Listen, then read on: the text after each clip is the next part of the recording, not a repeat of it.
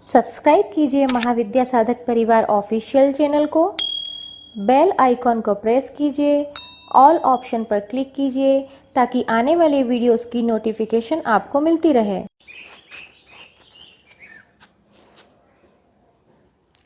आज मैं आप लोगों से बगला विद्या के बारे में कुछ चर्चा करूंगी।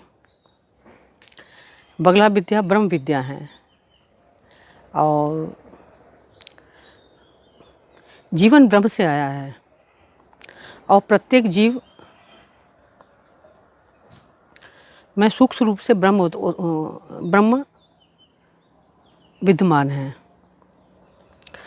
पर धीरे धीरे चेतना लुप्त हो जाती है तो जीव को पता नहीं रहता कि उसके अंदर ब्रह्म है, वह ब्रह्म की संतान है या वह ब्रह्म से उत्पन्न हुआ है। और ये सोई हुई चेतना को जगाने का नाम ही बगला शक्ति है, या कुछ कम शब्दों में कहा जाए तो संपूर्ण ब्रह्मांड का नियंत्रण करने वाली जो सभी लोकों का, सभी ब्रह्मांडों का, चाहे वो ब्रह्मांड लोक हो, विष्णु लोक हो, रुद्र लोक हो, इंद्र लोक हो, अप्सरा लोक हो, कोई सा भी लोक हो, सभी लोगों का नियंत्रण करने वाली बगला शक्ति होती है। सभी लोगों का नियंत्रण इनके हाथ में है। ब्रह्मा ने सृष्टि बनाई, पर बनाना चाह रहे थे कुछ और बन कुछ और गई। कुछ और ही अलग तरह के जीव बन गए। ब्रह्मांड को बनाना कुछ चाह रहे थे और बन और कुछ बन गया कुछ। उन्होंने कहा ये कैसी रचना है। सूरज बना तो सूरज जल रहा है तो जल ही रहा है, मतलब वो मंगल की जगह अमंगल करने लगा, सभी ग्रहों का भक्षण करने लगा। सभी ग्रह नक्षत्र घूम रहे हैं, कोई कहीं घूम रहा है, दिशाहीन थे, कोई कहीं घूम रहा है, कोई कहीं घूम रहा है, किसी को कोई दिशा नहीं। हवा चल रही है तो चली रही है, बहुत तेज़ी से चल रही है। पहाड़ ऊंचे हो रहे हैं तो ऊंचे होते जा रहे हैं, ऊंचे होते जा रहे हैं, कोई रोक नहीं, क्योंकि उस समय पहाड़ भी उग गए थे। और पेड़ है तो मतलब किसी चीज़ में बिना ब्रेक की गाड़ी थी ये संपूर्ण ब्रह्मांड। और जिसको जो मिल रहा था भक्ष कर रहा था। सब परभक्षी थे, एक दूसरे को खा रहे थे। जैसे एक छोटा बच्चा होता है तो जो मिलता है उसको खाने लगता है। अगर कीड़ा मिल जाएगा तो कीड़ा खा जाएगा, अगर उसको जहर मिल जाएगा तो जहर खा जाएगा। उसको ये नहीं मालूम रहता कि मुझे क्या खाना चाहिए और क्या नहीं खाना चाहिए, क्योंकि उसमें अज्ञानता होती है। माँ बच्चे को सिखाती है कि तुम्हें ये खाना है और ये नहीं खाना है। ऐसी माँ बगला ने सिखाया कि क्या खाना है क्या नहीं खाना है। शिवलोक में भी बड़ी उथल पुथल थी। कोई सिर के बल चल रहा है तो कोई पैर से खाना खा रहा है। तो शिव नीचे की शिखा पर बैठे हैं, शिष्य ऊपर की शिखा पर बैठ के प्रवचन सुन रहे हैं। किसने नाक में आँख लगा रखी है तो किसी ने पूरे शरीर पे आँख लगा रखी है। मतलब एक अजीब सी रचना, एक अजीब सा माहौल था पूरा शिवलोक में। बगला का जब प्राकट हुआ तो उन्होंने तो सबसे पहले शिव को गुस्से में देखा। उन्होंने कहा ये तो शिव बगला को देखते ही बगला के बंधन बन गए। उन्होंने कहा शिव आज से तुम्हारी मर्जी नहीं चलेगी, अब आज से मेरा शासन चलेगा और जो तुम्हारी भी तपस्या का अंश है वो मैं निर्धारित करूंगी किसको देना है किसको नहीं देना है। और उन्होंने शिवलोक को ठीक किया। इसके बाद सूर्य को एक गति दी, सूर्य को मंगलमय बनाया कि सूर्य तुम एक निश्चित दिशा है तुम्हारी, तुम यहीं घूमोगे। और दिन रात बनाए, सभी ग्रह नक्षत्र उनको एक एक दिशा दी कि आप इस दिशा में घूमेंगे, आप इस दिशा में घूमेंगे, आप ऐसे घूमेंगे, आप ऐसे घूमेंगे, एक दूसरे से टकराएंगे नहीं, एक दूसरे को सबका मंगल करेंगे। ग्रह नक्षत्रों को दिशा दी, सूर्य को दिशा दी और सभी लोगों को वायु को नियंत्रण में रखा। नहीं तो काली नाच रही थी तो नाच ही रही थी।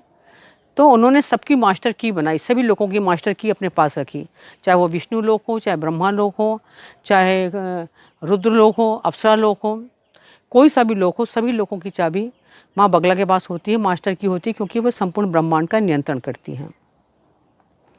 दूसरी बात, हमारे शरीर में 16,000 करोड़ कोशिकाएं प्रतिदिन उत्पादित होती हैं।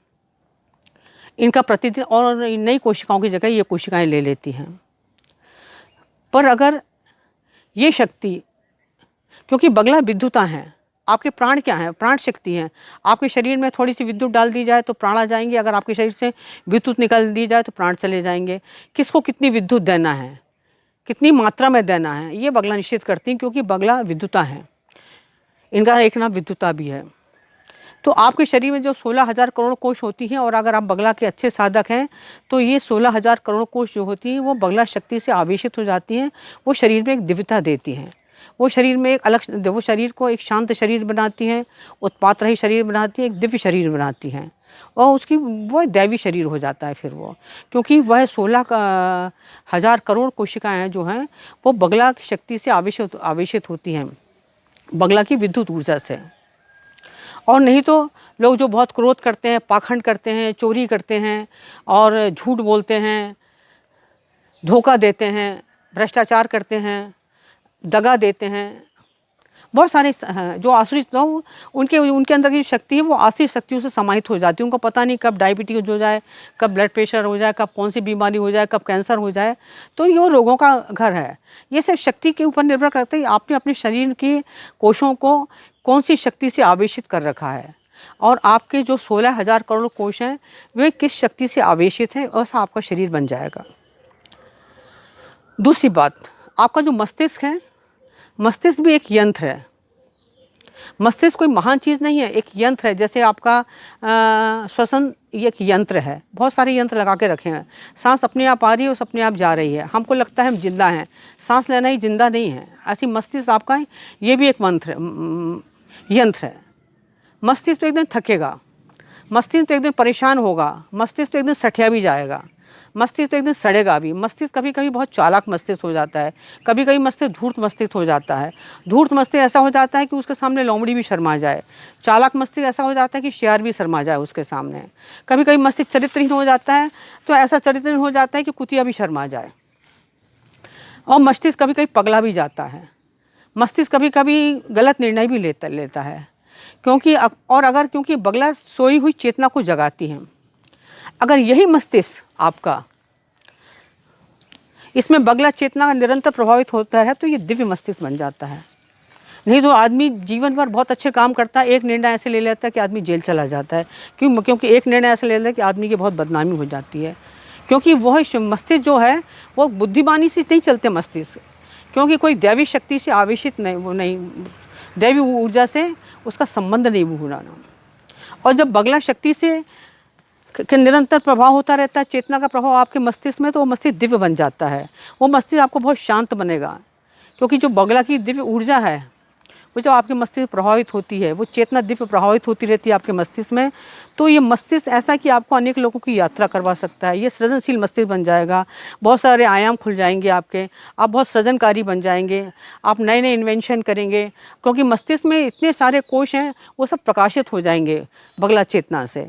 उनमें दिव्य प्रकाश आ जाएगा, लक्ष्मी आपके पास बहुत लक्ष्मी आ जाएगी, अपने काम में आप बहुत निपुण हो जाएंगे, आप अपना काम बहुत अच्छे से कर सकेंगे, आप में बहुत ज्ञान आ जाएगा, आप में बहुत दिव्यता आ जाएगी, आपकी समाधि लगने लगेगी, आपकी अपने आप ध्यान लगने लगेगा, क्योंकि बगला की चेतना आपके मस्तिष्क में प्रभावित हो रही है।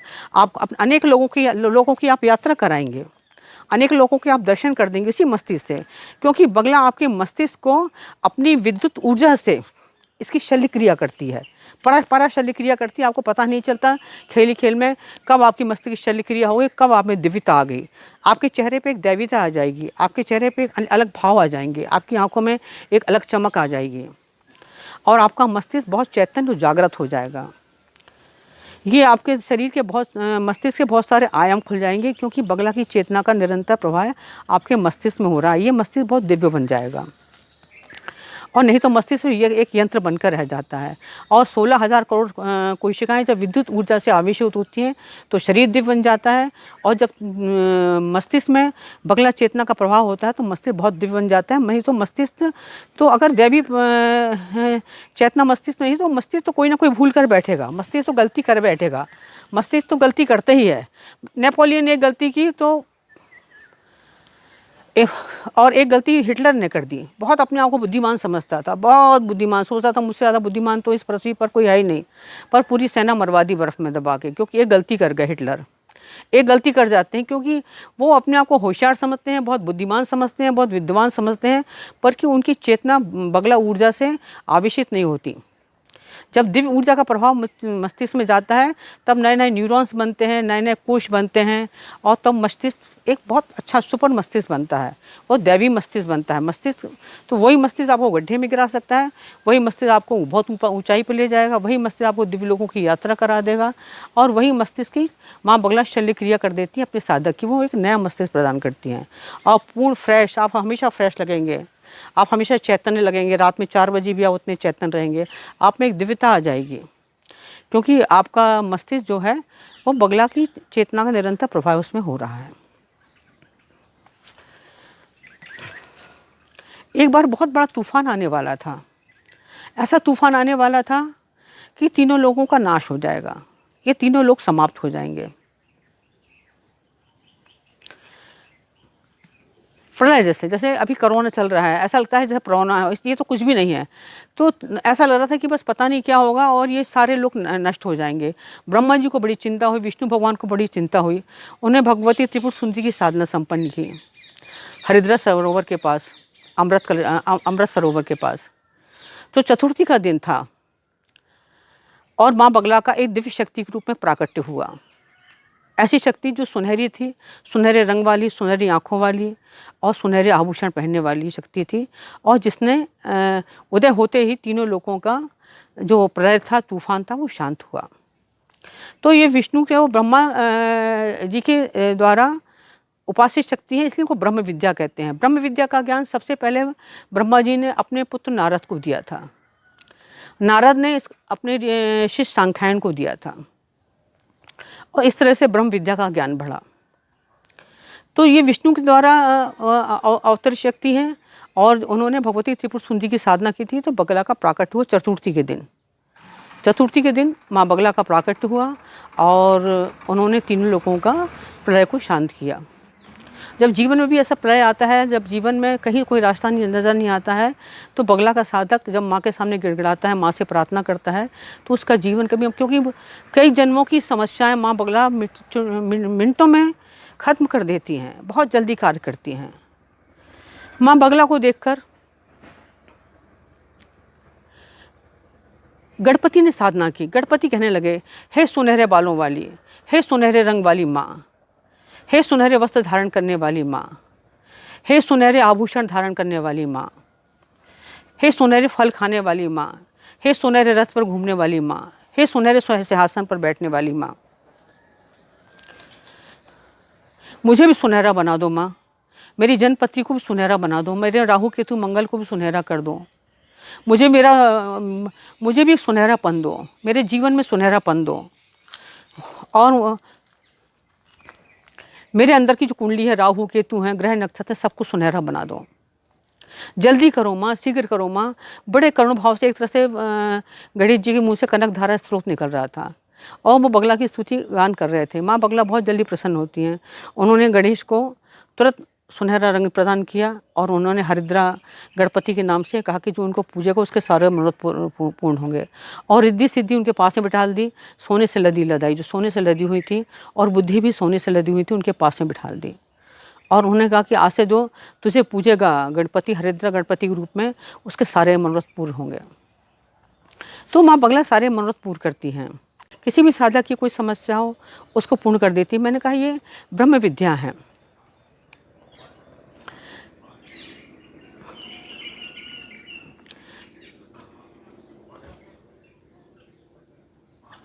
वशिष्ठ जो थे वो ब्रह्म ऋषि कहलाए।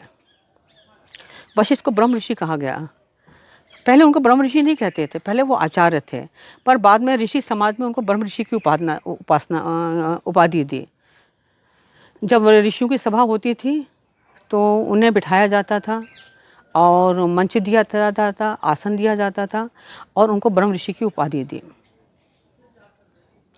एक बार क्या हुआ, वो राम के गुरु थे और उन्होंने राम का रास तिलक कहा कि राम का रास तिलक होगा, और इस समय उन्होंने तारीख भी निकाली कि इस समय भगवान राम का रास तिलक होगा। वो समय निकाला, वो तारीख निकाली उन्होंने, और पूरी तैयारी हो गई उनके रास तिलक की, और उसी समय उनको वनवास हो गया। तो ऋषियों ने उनकी काफ़ी आलोचना की। ऋषियों ने कहा कि आपने तो इनको रास तिलक किया था, फिर इनको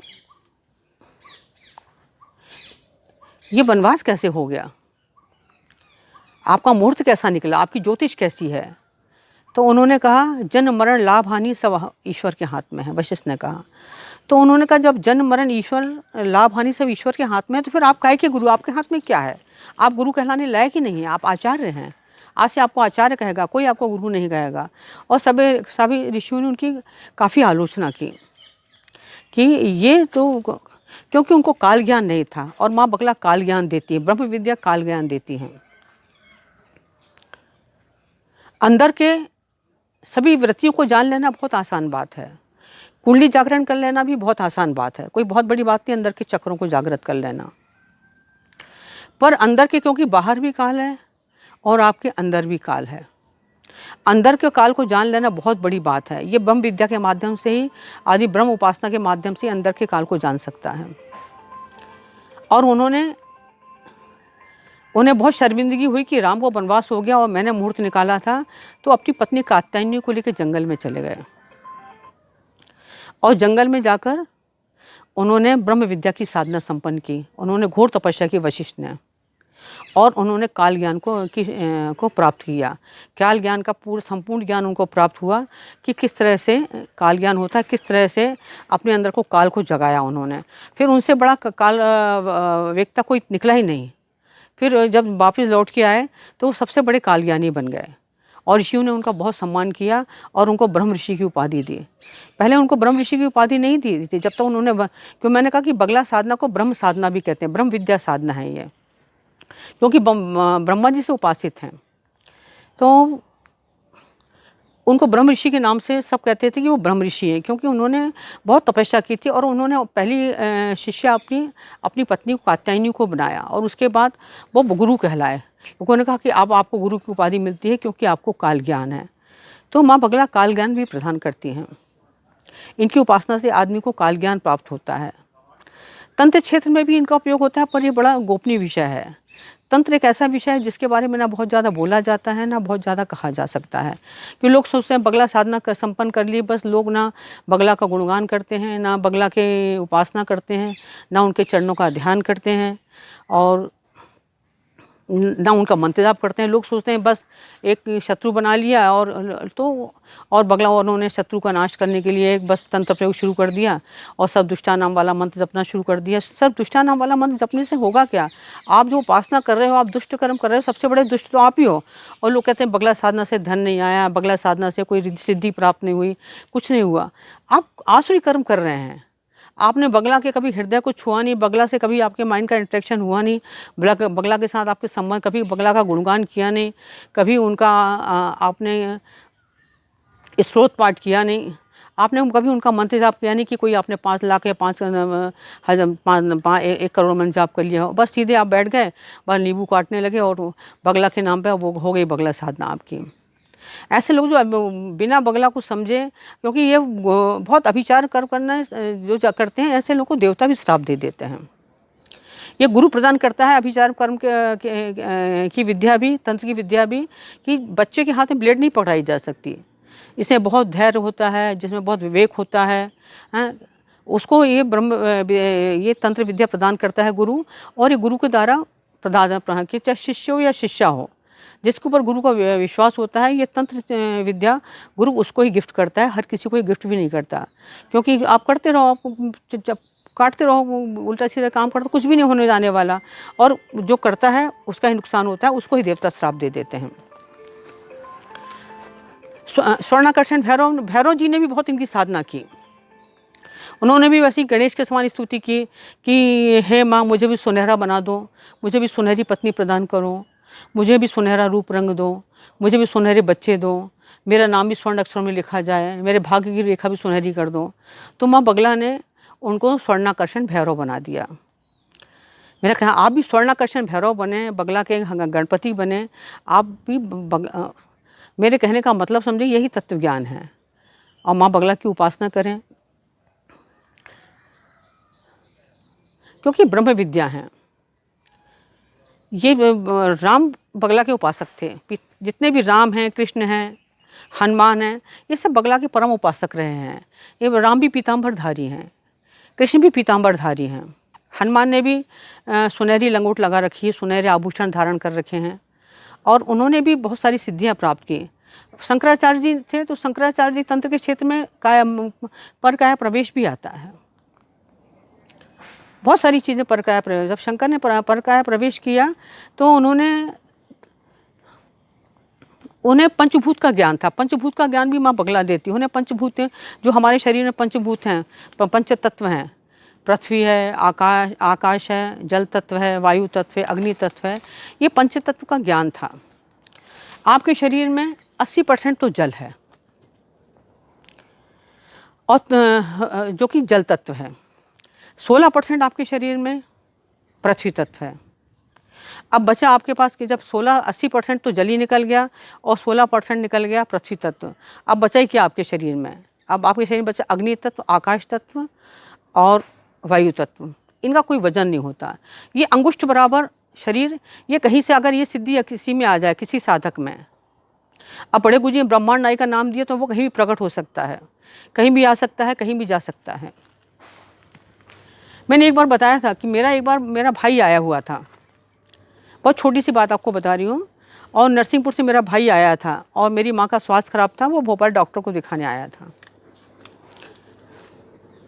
और मैं भी जल्दी जल्दी पूजा कर रही थी क्योंकि सुबह 5 बजे गाड़ी आ जाती है। तो मैंने कहा इनको क्या कहते हैं लेने जाना पड़ेगा, 5:30 बजे तो ट्रेन आ जाएगी। और मैंने सुबह 3 बजे से पूजन शुरू किया, पर मेरे पूजन में थोड़ा टाइम लग जाता है और मुझे 6:30 घर में ही बज गए। हाँ, मैं पीली साड़ी पहन के पूजा कर रही थी। मैं बगला की पूजा पीली साड़ी, पीला गाउन, कुछ भी पीले वस्त्र पहन के करती हूँ। तो मैं पूजा कर रही थी। पूजा करते करते जल्दी से तैयार हुई और क्या कहते हैं वो सूट चढ़ाया। और उस समय में मेरे पास पीले रंग की गाड़ी थी, एक पीली गाड़ी थी, पीली सेंट्रो। और पीली सेंट्रो लेकर मैं स्टेशन पहुँच गई, रेलवे स्टेशन। और ये कौन सा स्टेशन, रेलवे स्टेशन के पास में हबीबगंज स्टेशन। हबीबगंज स्टेशन पे गाड़ी आ जाती है सुबह 6। मैं जब लेने भेजी तो मेरा भाई मुझे पूरे स्टेशन पे, बड़ा भाई था वो, पूरे स्टेशन पे मुझे पागलों के समान ढूंढ रहा था। बोले तुम अभी आई थी, 1 घंटे से मैं तुम्हें ढूंढ रहा हूँ, 1 घंटे पहले तुमने मुझे हाथ दिखाया ऐसा करके कि मैं आ गई हूँ, और तुम बोले पता नहीं कहाँ चली गई। और मैं तो, वो मेरा बड़ा भाई था, हालांकि मुझे ऐसा नहीं कि वो बड़ा भाई था तो कोई मेरा कोई उससे आध्यात्मिक संबंध या उसको, तो कहला मैंने तुम्हें देखा, तुमने हाथ हिलाया और तुम हाथ हिला के, मैं माँ को लेके बैठा हूँ, माँ सुबह से भूखी प्यासी है, उनके मालूम है तबीयत ठीक नहीं है, और तुम कहाँ गोल हो गई हैं, और अब तुम फिर कपड़े बदल के नीला सूट पहन के आ रही हो। तो मैंने कहा नहीं भैया, मैं तो कहीं अभी आई हूँ, लेट हो गई थी मैं आने में। और जब मैं पूजन कर रही थी तो बार बार मुझे यही ध्यान आ रहा था कि मेरी माँ मेरा इंतज़ार कर रही हैं। तो ऐसा, तो मेरे कहने का मतलब ये कि सूक्ष्म शरीर बहुत सक्रिय हो जाता है। सूक्ष्म शरीर आके आ गया स्टेशन पे और उन्होंने साधना दे दी कि मैं आ गया हूँ। मैं तो आधे घंटे, स्थूल शरीर के में तो बहुत टाइम लगता है, पर सूक्ष्म शरीर जो है मिनटों में पहुँच जाता है। जब से मैंने कहा कि मैं बगला की उपासना करी तो कम से कम 10 शिष्य मुझे रोज़ फ़ोन करते हैं, माता जी आप मेरे सपने में आई, आज मुझे आज दिखी, आज आपने आके ये दीक्षा दी। तो जो बगला का साधक होता है वो, उसका शुभ शरीर बहुत ज़्यादा भ्रमण करने लगता है। वायुगमन, मैंने कहा ना कि जब तीनों तत्व की सिद्धि हो जाती है, वायु तत्व, अग्नि तत्व और आकाश तत्व, तो ये अंगुष्ठ बराबर शरीर हो जाता है। यही सिद्धि हनुमान जी को थी। तो हनुमान जी वायुगमन करते थे क्योंकि पंच तत्वों पर पूरा अधिकार था। और शरीर को अंगुष्ठ बराबर जो बना लेता है वो सिद्धाश्रम भी आ सकता है, सिद्धाश्रम भी जा सकता है। और ये कालज्ञान के अंतर्गत बहुत सारी बातें, गोपनीय बातें आती हैं, इसके बारे में फिर कभी आपसे चर्चा करूँगी। तो फिर मैंने कहा नहीं, और फिर मैं उनको लेके घर गई। ऐसे जब मैंने कालज्ञान की बात करी तो मेरे घर में एक रिश्तेदार आए हुए थे, वो हॉस्टल में पढ़ते थे और मेरे घर में आए हुए थे। और नीचे मेरे घर में, पहले मैं ऊपर के फ्लैट में रहती थी और कोई मेहमान आता तो उसको नीचे के फ्लैट में मैं रोक देती थी। ऐसी चीज़ें मेरे साथ बहुत घटित होती हैं। तो नीचे के फ्लैट में वो लड़की अकेली पढ़ती थी, वहीं सो जाती थी और मैं कहती चलो बाहर चौकीदार है, बच्ची है और कोई डर की बात नहीं है, अपना पढ़ते पढ़ते सो जाएगी। एक दिन रात को अचानक पता नहीं क्या हुआ, मैं 10:30 बजे आई। मैंने उस बच्ची को बोला बेटा आप ऊपर चलो मेरे साथ, ऊपर ही सो जाना। कहले नहीं मैं तो रोज़ नीचे पढ़ती हूँ, मेरा एग्ज़ाम है, मुझे 2 बजे तक पढ़ना रहता है, ये वो फलाना ठिकाना, मैं तो नीचे ही सोऊंगी। मैंने उसको डांट लगाई। मैंने कहा नहीं, तुमको मेरे साथ ऊपर चलना है, तुम ऊपर चलो, आज तुम ऊपर ही सोओगी, आज तुम नीचे अकेले नहीं सोओगी। और मैं उसको लेके ऊपर आ गई। अब इस किस्मत से कह लेंगे सुबह 4 बजे मेरा पेट में बहुत दर्द हो रहा है, तो मैंने, और मेरी दवाई तो नीचे रखी हुई है। मैंने कहा रुक, मैं चलती हूँ, तू अकेले मत जा। मैं उसका नीचे सुबह 4 बजे, क्योंकि मेरी आदत थी, मैं सुबह उस समय 3:30 बजे उठ के सुबह ध्यान करती थी। तो मैंने कहा रुक, मैं तेरे साथ चलती हूँ।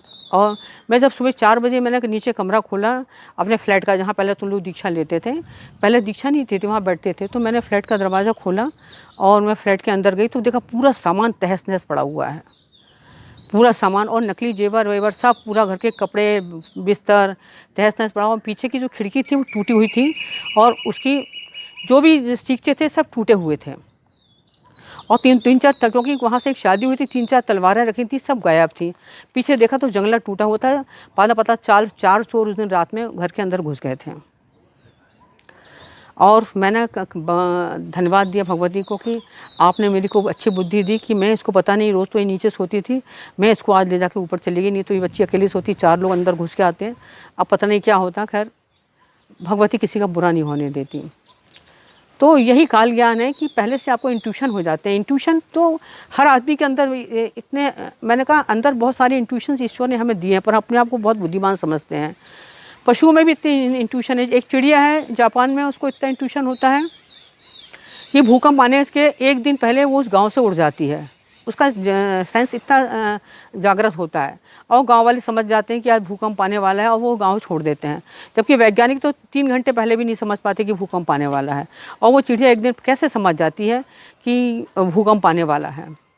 बहुत सारे पक्षी होते हैं, तो पक्षी क्या करते हैं, जब बर्फ़ जमती है तो हज़ारों मील की यात्रा करके आप ऐसी जगह आ जाते हैं जहाँ बर्फ़ नहीं, जहाँ उनको दाना पानी मिले। उनको भी इतना सेंस होता है। जब कभी ग्रहण काल होता है तो सारे बंदर मौन होकर चुपचाप बैठ जाते हैं। जो दिन भर उछल कूद करते रहते हैं वो बंदर भी मौन हो जाते हैं कि ग्रहण आने वाला है। पशुओं में भी ईश्वर ने इतना सेंस दिया है, पक्षियों में भी सेंस दिया है, और मनुष्य में तो बहुत ज़्यादा सेंसेशन दिया है।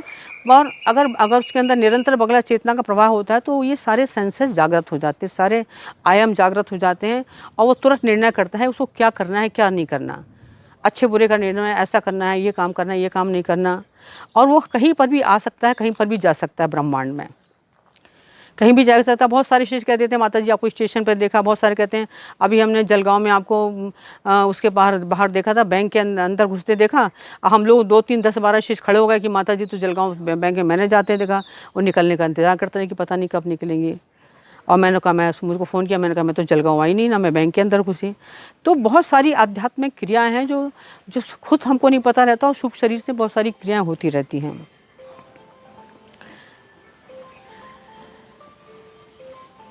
कृष्ण भी जो थे जब पैदा हुए तो बहुत सारी बेड़ियों में, मतलब कृष्ण तो जेल में ही पैदा हुए, इतने सारे बंधन थे, उनके माँ बाप को बेड़ियाँ लगी हुई थी।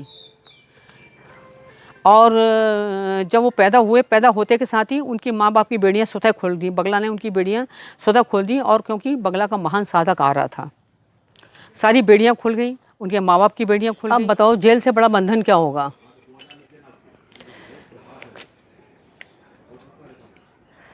पर जब बगला का महान साधक अवतरित होता है तो सारी बेड़ियाँ अपने आप खुल गई, सारे बंधन खुल गए, और जो उनके पहरेदार थे उन पर ही बंधन लग गया, खुद ही सो गए, उनको ही बांध दिया निद्रा के बंधन में माँ बगला ने।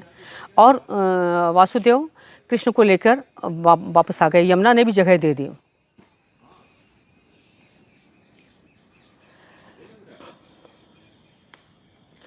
भगवान राम को अहिरावण चुरा कर ले गया।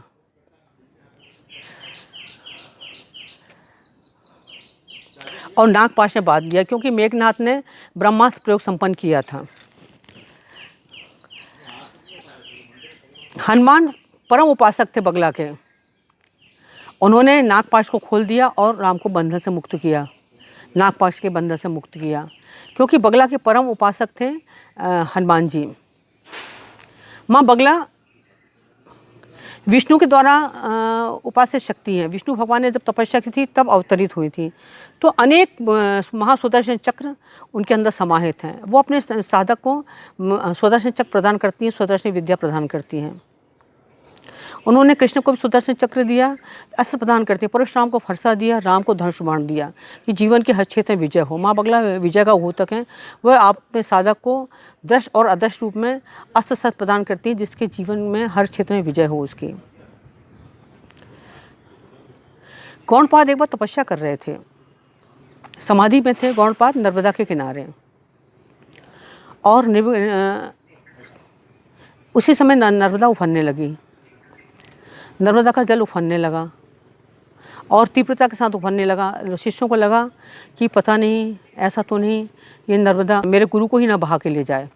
शिष्यों में एक बड़ा भय पैदा हो गया और सब समाधि से अपने गुरु को उठा नहीं सकते थे। अब क्या करें, क्या नहीं करें। शंकराचार्य का शंकरत्व जाग गया। उन्होंने क्या किया, क्योंकि अब बगला उनके साथ चलती थी, शंकराचार्य ने क्या किया कि एक अपने गुरु के सामने एक कुंभ रखा, एक मटका रखा और मटका में नर्मदा को बांध दिया। धीरे धीरे नर्मदा का सारा जल कुंभ में समाहित हो गया और नर्मदा का पानी कम होने लगा। धीरे धीरे नर्मदा का जो उफान था कम हुआ, उनका जो पानी था कम हुआ। गुरु बैठे रहे समाधि में। जब गुरु की समाधि पूर्ण हुई तब गुरु अपनी समाधि से जागे। उन्होंने देखा, अरे ये क्या, ये तो कुंभ में नर्मदा को बांध दिया गया है। उन्होंने शंकराचार्य को देखा और शंकराचार्य को देख के खड़े हो गए, हाथ जोड़ लिए, कहले शंकर मैंने तुम्हें पहचान लिया। क्योंकि शंकर जाग गया था। शंकर ने क्या किया था, जब गंगा भी नीचे पृथ्वी लोक पर आई थी विष्णु के चरण से होती हुई, तो बहुत उफान था उनमें, बहुत उछल रही थी, इतना उछल रही थी कि मैं पूरी पृथ्वी को ही बहा ले जाऊंगी। और शंकर खड़े हो गए थे जटा खोलकर। शंकर जैसे ही जटा खोलकर खड़े हो गए तो पूरी गंगा को उन्होंने अपने अंदर बांध दी, अपनी जटाओं में। जटा कहाँ बंध गई गंगा पता ही नहीं चला, क्योंकि शंकर जाग गया था। एक तो उन्होंने गंगा को बांधा था, फिर उन्होंने यहाँ नर्मदा को बांध दिया। जैसे नर्मदा को बांधा तो शिष्य गुरु समझ गए गौड़पाद हाथ जोड़कर खड़े हो गए, कहने लगे शंकर मैंने तुम्हें पहचान लिया, अब आज से मैं तुम्हें अपनी शिष्टता से मुक्त करता हूँ। ऐसा करो, काशी जाओ और आगे का रास्ता वेद व्यास तय करेंगे कि आगे तुम्हें क्या करना है। जाओ ब्रह्मसूत्र की स्थापना करो, ब्रह्मसूत्र लिखो, आगे का काम करो। बहुत तुमने ब्राह्मणों का मुख बंधन कर लिया, बहुत तुमने विद्वानों का मुख बंधन कर लिया, बहुत सभाओं का बंधन कर लिया, बहुत विद्वानों का मुख स्तंभन कर दिया, पर ये छोटे मोटे काम तुम्हारे करने लायक नहीं हैं। तुम बगला का सही उपयोग करो। पृथ्वी पर आ ही गए हो तो बगला का सही उपयोग करो और आगे का तुम्हारा रास्ता वेद व्यास तय करेंगे। अब तुम जाओ काशी की तरफ प्रस्थान करो और इस पृथ्वी पर आ गए हो तो इस पृथ्वी पर ही प्रकाश को खींच कर लाओ। तुम ही ला सकते हो इस पृथ्वी पर प्रकाश को खींच कर। माँ बगला अमृतदायिनी है, अमृत प्रदान करती है, अमृतेश्वरी है। ये अमृत सरोवर के बीच में ही इनका निवास है। ये अमृत सागर में निवास करती हैं और प्रत्येक मनुष्य को इन्होंने अमृत प्रदान किया है। आपकी नाभि के नीचे 4 अंगुल आपका अमृत कुंड है, जहाँ आपके अंदर अमृत है। आपकी नाभि के नीचे भी एक स्थान है जहाँ पर आपका अमृत कुंड है और वहाँ पर अमृत स्थित है। अब साधक को ये नहीं मालूम कि उसके अंदर अमृत कहाँ है। आपके पास चाबी हो तो आप उसको खोल सकते हैं, क्योंकि बिना अमृत के जागृत हुए न आपकी कुंडली जागृत होगी न आपके चक्र जागृत होंगे। और माँ बगला की कृपा से वो अमृत कुंड जागृत होता है और ऊपर की तरफ जाता है और ये अमृत कुंडी जागृत होकर आपके शरीर को सिंचित करता है। जब रावण मर नहीं रहा था तब राम बड़े परेशान हो गए, क्या करें। तब विभीषण ने उनसे कहा कि नाभि के 4 अंगुल नीचे अमृत कुंड है इसका, वहाँ पर बाण मारूं तभी मरेगा। और नाभि के 4 अंगुल नीचे रावण को नाभि में जब बाण मारा, अग्नि बाण मारा तब रावण मरा। तो आपकी नाभि के नीचे भी एक अमृत कुंड है और साधक को ये मालूम है नहीं मालूम है। और जब आप ध्यान करें तो अमृत कुंड पे ऊपर आप जरूर ध्यान करें। तो मैंने कहा माँ बगला अमृतेश्वरी जीवन को मृत्यु से अमृत की ओर ले जाती है और पंच प्रेतासन पर सवार है जब समुद्र मंथन हुआ उसमें से बहुत कुछ निकला। स्वर्णमय हाथी भी निकला, ऐरावत निकला, स्वर्णमय अश्विन निकला, सब कुछ स्वर्णमय निकला और स्वर्णमय लक्ष्मी निकली और अमृत कलश भी निकला। अब अमृत के लिए सभी पागल हो रहे थे, चाहे देवता हो चाहे राक्षस हो, और राक्षस तो अमृत कलश को खा के ही ले गए थे। पर माँ बगला ने अपना स्वर्णमय पक्षी भेज दिया और अमृत वापस बुला लिया अपने हाथ में। अमृत किसको देना है और अमृत किसको नहीं देना है, ये माँ बगला के हाथ में है, क्योंकि वही अमृत प्रदान करती है। वही जीवनदायिनी है, वह प्राणदायिनी है। आपको प्राण भी वही देंगे और पंच प्रेतासन पर विराजमान है। ब्रह्मा, विष्णु, रुद्र और ईश्वर और सदाशिव उन पर विराजमान है। परंतु तो वो जीवन में अगर उनके जिस रूप का ध्यान करो, 2 भुजा वाली माँ बगला का ध्यान करोगे तो आपको अलग फल की प्राप्ति होगी। आप सहस्त्र भुजा वाली माँ बगला का ध्यान करोगे तो आप अलग आपको फल प्राप्त होगा। कर्ता के रूप में उनका उपयोग किया जाता है। कई अथर्वशीर में उनको प्रत्यय कहा गया, उस बारे में कभी फिर चर्चा करूँगी। और अगर पंच प्रेतासन पर स्थिर माँ का ध्यान किया जाता है, 20 वर्ष धारण किए तो उससे आपको अलग रिजल्ट मिलते हैं। आपके सारे रिजल्ट आपके ध्यान के ऊपर निर्भर है कि आप किस रूप का ध्यान करते हैं। आपके सुख के पीछे, आपके दुख के पीछे, आपकी उन्नति के पीछे और आपकी अवनति के पीछे, आपके उत्थान के पीछे और आपके पतन के पीछे, पर्दे के पीछे वही छुपी हुई है, वही कारण है। आपके जीवन का उत्थान होता है, आपके जीवन का पतन होता है, आप सर्वोत्कर्ष पर पहुंचते हैं, आप जीवन की बहुत ऊंचाई पर पहुंचते हैं। इसके पीछे, पर्दे के पीछे वही खड़ी और कोई नहीं। और संपूर्ण ब्रह्मांड की मास्टर की उसके हाथ है। चाहे कोई सा भी लोक हो, चाहे ब्रह्मा लोक हो, विष्णु लोक हो, शिव लोक हो, अप्सरा लोक हो, गंधर्व लोक हो, हर लोक की चाबी उसके पास है। सभी को ब्रह्मांड नियंत्रित का है, सारा नियंत्रण उसने अपने हाथ में ले रखा है। शिव से भी उसका शिवलोक में गए तो शिव से कह दिया था कि शिव बहुत तुम्हारी मनमानी हो गई है, आज के बाद तुम्हारी मनमानी नहीं चलेगी, ना तुम्हारा मनमौजी पर चलेगा, तो वही करोगे जो मैं कहूँगी। तुम्हारी तपस्या का अंश भी लोग तुम्हारी तपस्या करेंगे, पर तपस्या का अंश किसको देना है किसको नहीं देना मैं ही प्रदान करूँगी। तो सब नियंत्रण है, सब कुछ, सारा नियंत्रण उन्हीं के हाथ में है और संपूर्ण ब्रह्मांड का नियंत्रण उन्हीं के हाथ में है। बाकी तो सब उनके हाथ की कठपुतली हैं और अमृतेश्वरी है, अमृत प्रदान करती हैं। और बगला रहस्य पर मैंने बोला था आपसे, तो यही कहूँगी कि बगला जो है, इनका कभी आप मुझे मिलेंगे तो इनका बहुत गुप्त मंत्र है। वो मंत्र मैं अपने प्रिय साधकों को या जो मेरे प्रिय शिष्य हैं उनको दूंगी। और सब दुष्टा नाम वाला मंत्र कभी मत जपना, इससे नुकसान ही होता है, इससे कभी फ़ायदा नहीं होता, क्योंकि सब थोड़ी बहुत दुष्टा तुम्हारे परिवार में के लोगों में भी है, तुम में भी है, इसलिए इस मंत्र का जाप मत करना कभी। और तीसरी बात ये कहना चाहूँगी कि ये कितना भी प्रलय आए जीवन में, मैंने कहा था कि कई जन्मों की समस्याएं सुलझा देती हैं, तो जीवन रूप में कितना प्रलय आया जब तीनों लोगों का, तो भगवान विष्णु ने साधना की। तो विष्णु उपासिका हैं, ये विष्णु पीताम्बरधारी हैं। तो जीवन में कभी जैसे प्रलय का समय ही चल रहा है, कोरोना क्या है, प्रलय तो है, 1000 आदमी यहाँ रोज़ मर रहा है, 2000 वहाँ रोज़ मर रहे हैं, इतने लोग मर रहे हैं, यहाँ मर रहे हैं, वहाँ मर रहे हैं, वो इलाज नहीं, लोग जो प्राणवायु ऐसी होती प्राण, तो ये बगला क्या, प्राण तत्व तो बगला है।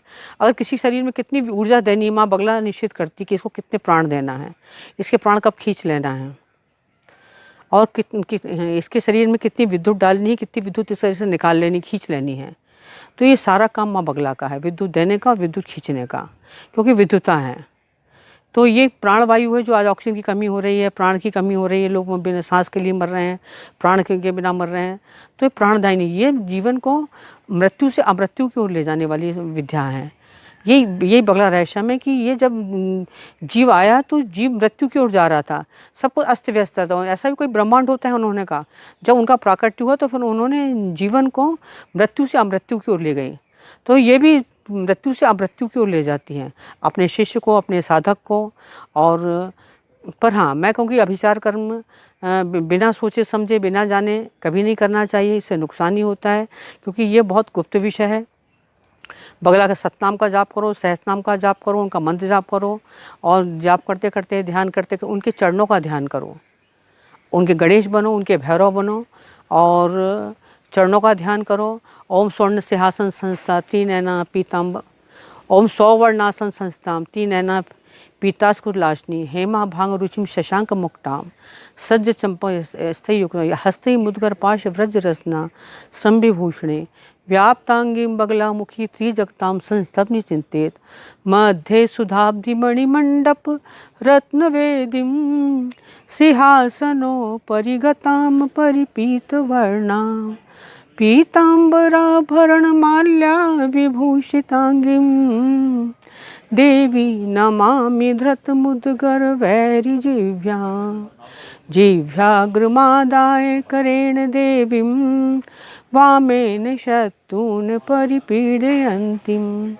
गदाभिघातेन च दक्षिणेन पीताम्बराढ्यां दिविजं नमामि। तो ये साधकों का उद्धार करती हैं, भक्तों का उद्धार करती हैं। और राक्षसों का देखो, जीव एक हाथ से जिव्या पकड़ी हुई है और राक्षसों का जीव खींच के उनका लिंग शरीर से उनके सारी विद्युत खींच लेती हैं और विद्युत खींचती हैं आदमी को, और मुद्गर भी इनके हाथ में है। तो ये श्री विद्या है, श्री विद्या से उत्पन्न हुई हैं, अपने शिष्य को बहुत श्री प्रदान करती हैं। और मैंने कहा इनके भैरव बन जाओ, इनके गणेश बन जाओ, और ये प्रलय से मुक्ति दिलाएंगी। इस कोरोना रूपी प्रलय से तुम्हारे प्राणों की रक्षा करेंगी। और इनका एकाक्षी मंत्र बता देती हूँ, हलीम है, और एकाक्षी मंत्र से ही जीवन में बहुत कुछ प्राप्त होता है। और मेरा दोनों हाथों से तुम लोग को आशीर्वाद है कि तुम्हारी भौतिक उन्नति हो, आध्यात्मिक उन्नति हो, शारीरिक उन्नति हो, तुम्हारी सारी उन्नतियाँ हो, और तुम बगला रहस्यम को समझो, बगला तत्व को समझो। यही बगला रहस्यम है। ये देखो, आपकी माता जी को ऐसे 10-12 इनाम दिए हैं मध्य प्रदेश शासन ने पेड़ लगाने के लिए, और ये शिवराज सिंह चौहान के साइन है, और ये सरकार का काम है, प्राइवेट वाइवेट नहीं है। तो काम करते हैं तो मिल जाता है माता जी को अच्छा इनाम।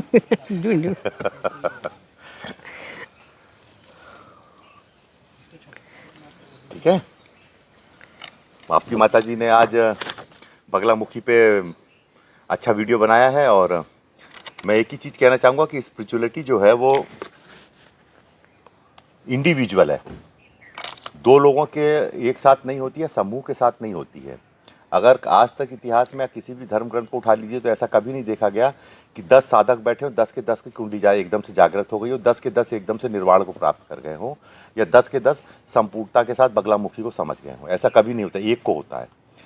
एक युधिष्ठिर स्वर्ग गए, बाकी पांचों पांडव में से पांचों पांडव स्वर्ग नहीं जा पाए, न द्रौपदी स्वर्ग जा पाई, और न ही अर्जुन के अलावा कोई पांडव थे उन्होंने भगवान श्री कृष्ण का विराट स्वरूप देखा, एक ही देख पाया। तो ऐसा कुछ नहीं है कि स्पिरिचुअलिटी पारिवारिक होती है या सामूहिक होती है या व्यक्तिगत होती है। मैंने देखा कई बार साधक लोग एक साथ भागते हैं, एक साथ साधना करते हैं। अगर एक साधक झुंड बना के रहते हैं, झुंड बना के रहने वाले साधक होते ही नहीं, क्योंकि ये नितांत व्यक्तिगत मामला है। अगर मान लो पति को दर्शन हो गए तो इसका मतलब नहीं कि पत्नी को भी दर्शन हो जाएंगे, या पत्नी को हो गए तो पति को हो जाएंगे, ऐसा कुछ भी नहीं है, कहीं से भी नहीं है। और अगर इस तरह की कोई मैट्रिक्स में फंसता है तो वो अपना समय बर्बाद कर रहा है और कुछ नहीं कर रहा है। और ये आपको चाहे बगलामुखी साधना करें, चाहे श्री विद्या साधना करें, चाहे जो भी साधना करें, उसमें ये सिद्धांत तो काम करेगा कि एक व्यक्ति ही कर सकता है, दूसरा नहीं कर सकता, एक साथ नहीं होता। अगर मान लीजिए बड़े गुरुजी 4 भाई हैं तो चारों भाई सदगुरु स्वामी निकलेश्वरानंद महाराज नहीं बन जाएंगे, एक ही बनेगा पूरे खानदान और कुल में, और सब नहीं बन पाएंगे। ये सबकी अपनी अपनी इंडिविजुअल यात्रा है, और इसलिए मैं आपको आगाह कर रहा हूँ कि ये जो झुंडबाजी है और जो आप सोचते हो इससे कुछ होगा, इससे कुछ भी नहीं होने वाला, कहीं कुछ नहीं होने वाला। ये प्योर स्पिरिचुअल यात्रा है। अगर एक कहीं भागता है साधक तो उसके पीछे पीछे 50 साधक भाग जाते हैं। वो खुद तो डूबते डूबते हैं, दूसरों को भी डुबोते हैं। और वैसे भी ऐसे साधनात्मक मार्ग में ऐसे लोगों की कोई ज़रूरत भी नहीं है। और गुरु पूर्णिमा का शिविर है, और गुरु पूर्णिमा शिविर मैं ऑनलाइन ही करूँगा, और हो सकता है कि मैं काल संकर्षणी का पूजन करा दूँ। काल संकर्षणी का मतलब है काल को पुनः लौटा देने वाली, काल को तोड़ मरोड़ कर रख देने वाली, काल को पुनः वापस ले आनी, काल से आगे निकल जाने वाली। तो काल संकर्षणी जो पूजन है वो काल के साथ खेलती है, काल संकर्षणी। और ये अध्यात्म क्षेत्र की सबसे प्रचंड साधना है काल संकर्षणी। काल का जो सहस्त्र नामावली है वो किसी के पास नहीं, मेरे पास है काल की सहस्त्र नामावली, टाइम की सहस्त्र नामावली। और वो अध्यात्म बड़ी गोपनीय, मैंने इसलिए जानबूझ के 20 साल में आज तक छापी नहीं, पर है। महाकाल की आप बात करते हो, महाकाल पर काल सिद्ध नहीं होगा तो महाकाल कहाँ से सिद्ध होगा। तो काल संकर्षणी का पूजन हो सकता है मैं करवा दूँ, उम्मीद है आगे जैसी भगवती की इच्छा, क्योंकि काल को जीत लिया तो सब कुछ जीत लिया, काल से परे हो गए तो सब कुछ परे हो गए। गुरु पूर्णिमा पे हो सकता है इसके बारे में बोल दूँ, कुछ कर दूँ। और एक बात पे बड़ा बुरा लगता है, आप जब कहते हो आप प्रवचन करते हो, आप बोलते हो, ना मैं बोलता हूँ, ना प्रवचन करता हूँ, ना किसी को उपदेश देता हूँ। आपको अच्छा लगता है, नहीं लगता है, आपको बुरा लगता है, आप उससे सहमत है, असहमत है, ये सब मेरे विषय नहीं है। मैं सिर्फ बोलता हूँ, कोई प्रवचन या किसी को कुछ भी नहीं देता। तो और वो प्रवचन जो आता है वो अनाहत से आता है और बिना किसी तैयारी के और बिना किसी टॉपिक के आता है। कब आएगा, कैसे आएगा, उसके बारे में आप कुछ नहीं कह सकते। आप लोगों को मेरा बहुत आशीर्वाद है। और हाँ, बीच में एक दिन मैं अचानक आपको 10 दिन का टाइम दूंगा, मैं अप्सरा दीक्षा दूंगा भोपाल में निखिल धाम में, और 10 दिन का समय दूंगा आपको मैं। और 10 दिन का समय देने के बाद जो अप्सरा दीक्षा दूंगा, देखो अप्सरा जो है भोग का विषय है, अध्यात्म और मोक्ष का विषय नहीं अप्सरा। तो जाकर मैंने अप्सरा दीक्षा दी तो सिर्फ एक ही बार दूंगा मैं आपको, फिर बार बार नहीं देता मैं दीक्षा वीक्षा। अप्सरा या यक्षिणी दोनों दीक्षा दूंगा, समय काल के हिसाब से देना है मुझे। और हो सकता है जुलाई में दूं या अगस्त के मैं फर्स्ट वीक में दूं, पर आपको 10-12 दिन पहले बता दूंगा। आप कैसे भी भोपाल आके ले लीजिएगा। वो शिविर नहीं करूंगा, सिर्फ दीक्षा दूंगा, आपसे मिलजुल लूँगा, बात कर लूँगा, एक ऐसा माहौल रहेगा। शिविर के थ्योरी पे नहीं चलूँगा, शिविर में बहुत एक्सर्शन है, बहुत ज़्यादा वो है, सारी चीज़ें हैं। तो जो साधक की किस्मत में होगा, जिसके नसीब में होगा, वो आके अप्सरा दीक्षा को ग्रहण कर लेगा। आप लोगों को बहुत आशीर्वाद है। और माता जी ने बगलामुखी का जो बनाया है उस पर कम से कम 1000-2000 कमेंट होनी चाहिए, तो मैं समझूंगा कुछ हुआ। कमेंट्स नहीं करते हो, ये तुम लोगों की गंदी आदत है, धीरे धीरे मुझे छुड़ानी है। मेरा आशीर्वाद है आप लोगों को। अभी समय ठीक नहीं है, समय थोड़ा सा कोरोना का समय चल रहा है, पर मैंने कहा ना, माँ बगला महाप्रलय से, जैसे माँ बगला ने जब तीनों लोकों में तूफान आने वाला, प्रलय आने वाला था, उस समय माँ बगला ने तीनों लोकों की रक्षा की थी। और माँ बगला से यही प्रार्थना है और यही निवेदन है, दोनों हाथ जोड़ के, कि हमारे सारे शिष्यों की, सभी की, और क्योंकि गुरु रूपणी है, इस करोना रूपी महाप्रलय से, राक्षस से हम लोगों की रक्षा करें और इसको जल्दी से जल्दी भगाएं। इसको, ये तीसरी लहर, चौथी लहर सिर्फ ये कागज़ों पर रह जाए, ये ना आए। और माँ बगला से सभी शिष्यों की तरफ से मैं यही प्रार्थना करती हूँ, प्रार्थना उसके साथ आशीर्वाद के साथ फिर एक बार तुम्हें आशीर्वाद देती हूँ। बहुत बहुत आशीर्वाद है, तुम्हारी खूब पूर्ण उन्नति हो, ऐसा ही आशीर्वाद है।